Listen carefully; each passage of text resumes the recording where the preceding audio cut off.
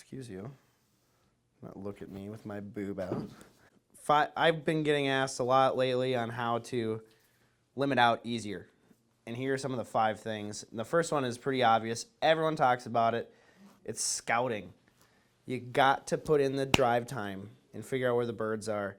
But the other part of that is imitating what the birds are doing in that area that you're scouting. So you find your X field with mallards or geese, and you look at them and you watch them, and you think, okay, I'm going to set up my spread exactly like that. Say there's a depression in the field, and you've got 100 mallards sitting on the outside of it. You've got 3 Canadas sitting in the field or in the water, and then you've got a line of them going outside of the depression in the middle of the field.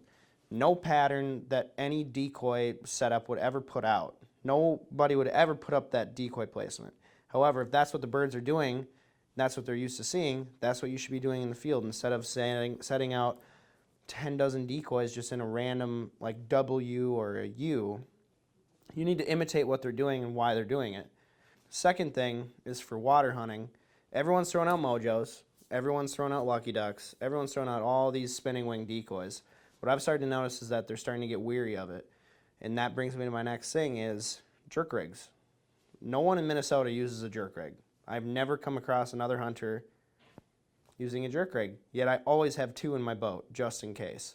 So now that they're getting weary on mojos because they're seeing them all the way up in Canada, all the way down to Texas, birds are starting to get smart up here, so now we start to use jerk rigs. Next thing I want to talk about is concealment. And since I got a new boat, I've had trouble getting concealed with it, so I've had to get kind of weird and different with it to where I'm always have the sun towards my back so that I'm hiding in a shadow, especially on a sunny day. So since this boat is so big, and I like to hunt from my boat a lot, especially in these spots where it's deep, I can't just stand outside of the boat. I need to position myself with the wind and the sun so that I'm either getting a crosswind with the sun in my back or I have the birds coming right in my face with the sun in my back.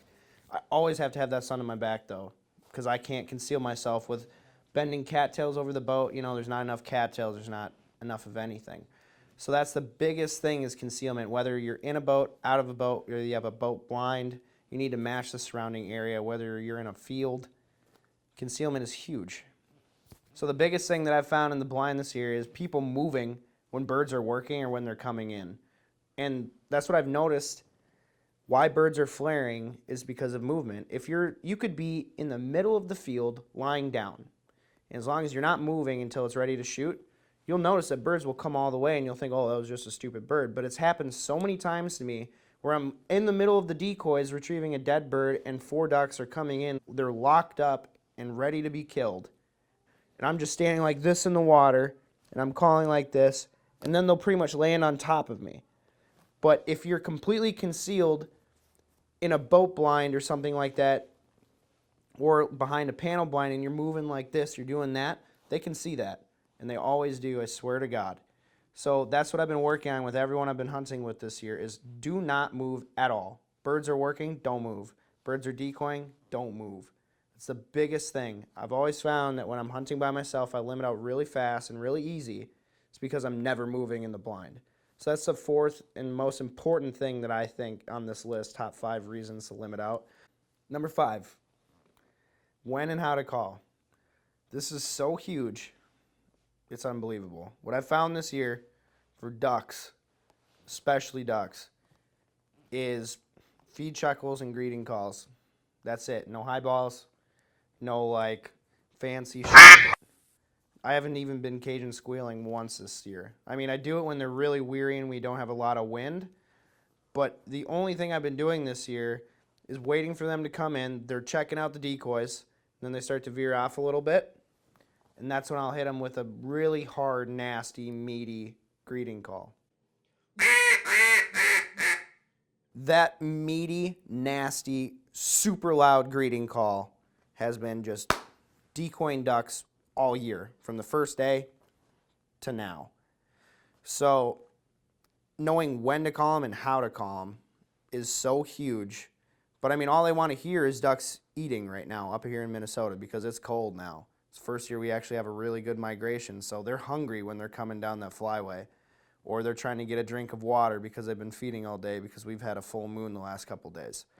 So knowing when and how is just something with a lot of trial and error, and that sucks to hear, but you got to get out there and hunt. You got to go out there and figure out how to read the birds, because if you're just highballing them, they're not going to come in, because that's not what ducks are doing on the water, and that's something that also goes back into the scouting with geese. I've been watching geese all year and listening to how they're calling in other geese, and it sounds different than what I initially want to do in the field. So it's a lot of trial and error.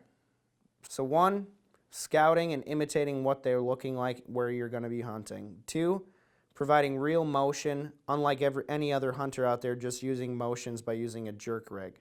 Number 3 is concealment, and being so hidden that they're landing the whole time and you can check them for bands. Number 4 is movement in the blind, and you cannot have any of it. And then 5, the last thing, to get them to drop into your decoys, is when and how to call. That, in my opinion, has given me so much more success this year with ducks and geese, when and how. And it's just a lot of trial and error, sadly, but once you start hunting more and long enough, you'll understand it'll make your hunting so much better and so much more fun. So these are some tips that we have up here in Minnesota. Every area is different. So I want to hear your guys' tips on different parts of the country and where you hunt and what works for you. Thanks for watching.